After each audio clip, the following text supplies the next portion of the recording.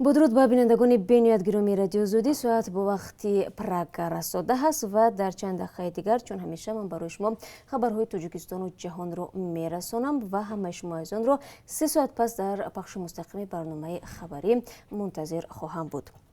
امروز طبق نقشه هماهنگ شده مقامات تاجیکستان و روسیه 3 پرواز چارتری از سمت روسیه به دوشنبه در نظر گرفته شده است. 2 پرواز از مسکو و یکی دیگر از کراسنودار به پایتخت تاجیکستان انجام می شود. همه این پروازها رو شرکت سومون ایر بر عهده دارد.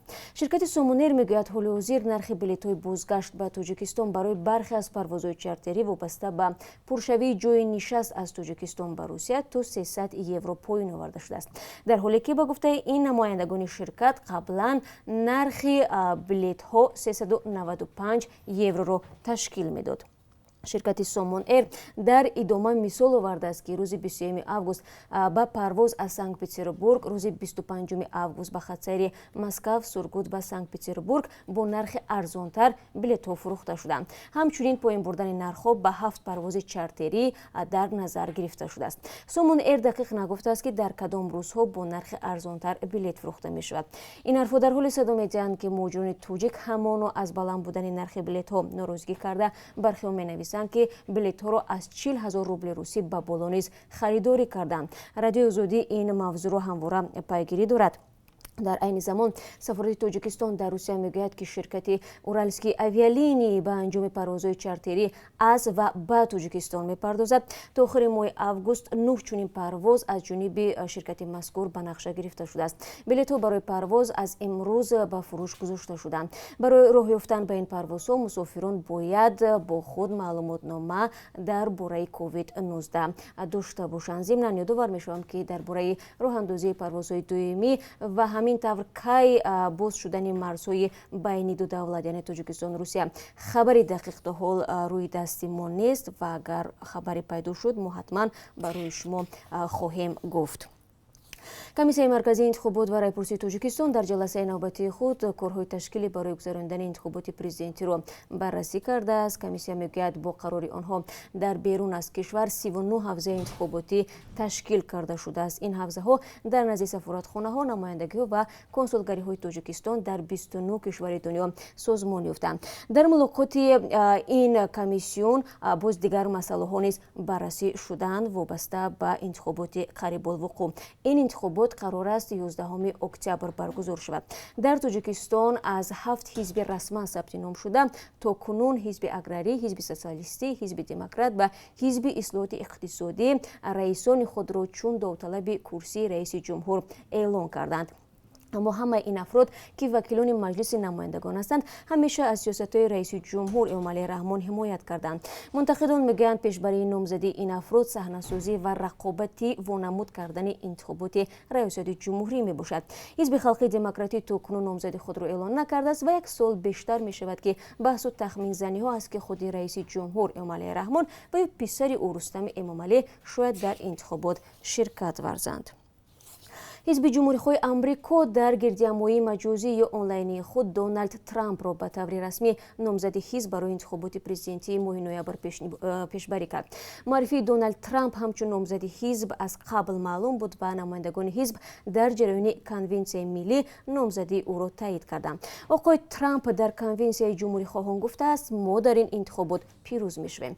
مایک پنس معاون رئیس جمهوری آمریکا نیز بار دیگر به عنوان معاون نامزد پرزیدنت در انتخابات ماه نوامبر برگزیده شد. بنا به نظرسنجی های سرتاسری آمریکا جو بایدن رقیب دموکرات ترامپ بین 8 تا 10% از او پیش است. رئیس جمهوری آمریکا برای شیوه مدیریت مبارزه با پاندمی کووید 19 وضعیت اقتصادی و تنش‌ها بر سر مسائل نژادی با انتقادها روبرو است و حالا تلاش دارد از فرصت‌ها استفاده کرده رای دهندگان را به طرف خود جلب نماید. سیل در شمال شهر کابل که در پای باران به عمل آمد حیات کمش 38 نفر را از بین برده صدها خانه را ویران کرد. وزارت حالتهای فوق‌العاده افغانستان میگوید بعد باران‌های پای در پای شب گذشته سیل تخمینا 300 منزل زیست شهر چریکو را ویران کرده است. به گفته سخنگوی والی ولایت پروان واحد شهکار بر اثر این آفت طبیعی کمش 38 نفر از جمله زنان و کودکان به هلاکت رسیدند، نزدیک 80 تن دیگر مجروح شدند. نایب پرزیدنت افغانستان امرالله صالح میگوید یک هیئت حکومتی برای کمک به ҳукумати маҳаллӣ ба вилояти Парвон сафар карданд. ҷудо аз он дар ноҳияи Ҷалрези вилояти шарқии Вардак дар натиҷаи обхезӣ камаш 5 нафар аз ҷумла 2 зану 1 кӯдак фавт диданд. вазорати корҳои дохилӣ дар нисбати як мард ва писарони ӯ барои латтукуби нозири барқ дар душанбе парвандаи ҷиноятӣ боз кардааст. дар ин бора хабаргузори Азия Плюс бо такя ба манбаи худ иттилоъ медиҳад. нозири барқ Наврӯз Қосимов рӯзи 20 август барои напардохтани 900 сомонӣ пули чандмоҳаи барқ аз ҷониби сокини кӯчаи Испечакду барқи онҳоро қатъ кардааст. соҳибхона ҳамроҳи 2 писараш нозири барқро ба хона дароварда шадидан латтукуб карданд. дар натиҷа бинии Наврӯз Қосимов шикаста гӯшт ва гулӯи ӯ осеб дидааст. дар айни замон аз вазорати корҳои дохилӣ гуфтанд нозири барқ дар нисбати соҳибхона дағал рафторӣ карда ҳамсари вафоткардаашро дашномҳои қабеҳ додааст. чунин бархурд боиси муноқиша шуда бо латтукуби нозири барқ анҷом ёфт. ҳукумати Русия айбномаҳои ҳадафмандона заҳролуд намудани Алексей Навалнийро рад карда даъватҳо ба таҳқиқи ҷиноии онро қабул надорад. онҳо исрор меварзанд, ки ин як дастисаи хориҷӣ аст. Навалний 44-сола пешвои мухолифи ҳукумати Русия баъди он ки дар як парвози маҳаллӣ худро бадҳист карду дар як беморхонаи Омск бистарӣ гардид, рӯзи 22 август барои муолиҷа ба Берлин интиқол дода шуд. кишварҳои ғарбӣ аз Русия талаб доранд, ки заҳролудшавиро таҳқиқ намуда масъулони ин ҷиноят ба ҷавобгарӣ кашида шаванд, вале Русия заҳролудшавии Навалнийро зери шубҳа мегузорад. раиси думаи давлатӣ ҳатто изҳор намуд, ки як кумитаи парламенти Русия бо таҳқиқи эҳтимоли дастдоштани хориҷиён дар ин амал машғул хоҳад шуд. оҷонсии умури Тоҷикистон мегӯяд, дар моҳи июни соли ҷорӣ андозаи музди миёнаи кор дар кишвар 3,4% камтар шудааст. ба қавли манба дар ин давра музди миёнаи моҳонаи номиналӣ 1444 сомонӣ тақрибан $140 ташкил додааст. ҷоиз ба таъкид аст, ки музди ҳадиаққал дар Тоҷикистон 400 сомониро ташкил медиҳад. ва адиби шинохтаи Тоҷикистон Темур Зулфиқоров, ки бо забони русия сар меофарад, ҷоизаи байндавлатии истораҳои иттиҳодро соҳиб шудааст. ин ҷоиза аз ҷониби шӯрои ҳамкории гуманитарии кишварҳои узви иттиҳоди мустақил соли 2009 таъсис ёфта дар се бахш илму маориф, фарҳангу ҳунар ва фаъолияти гуманитарӣ тақдим мекардад. он аз 2 миллион рубли русӣ мукофотпулӣ, ифтихорнома ва нишони фахрӣ иборат мебошад. қаблан ҷоизаи истораҳои иттиҳодро аз ҷумла шоир Нозим Қосим, рассом Вафо Назаров, ҳунарманд Ибодулло Машрабов ва академико Олмаз Мирсаидову Далер Почоҷонов ба даст оварда буданд. хуб, бинандагони азиз, ин чанд хабари тозае буд, ки ман хостам дар ин соат барои шумо бигӯям.